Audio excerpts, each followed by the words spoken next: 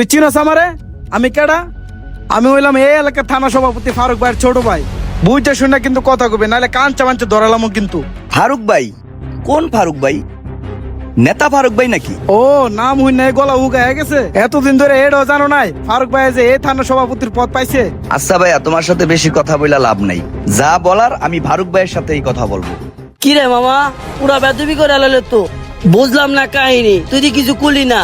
কানের নিচে লাগাস নাই দুইটা? আমরা লাগামু, তুই না তার ভাই। তুই লাগাইলে ঠিক আছে, আমরা লাগাইলে ঠিক নাই। ব বেটা। ভাই গাড়িটা অনেক সুন্দর হয়েছে, এখন যদি ঘুরতে যাই অনেক দূরে যাওয়া যাইবো। আরে বেটা, গাড়ি কি আমার নিজে লেগে লইছি? দলীয় প্রোগ্রাম করে চার জায়গায় যাইতে হয়, তাছাড়া এটা কি আমার গাড়ি? এটা তো তোকই গাড়ি, যাবি যেদিকে মন চাই ওদিকে। ভাই পদ তো পাইছেন, এবার কমিশনার ইলেকশনটা তো করতে হইব। আর যত কাজ কাম আছে সব তো আমরাই করবো ভাই।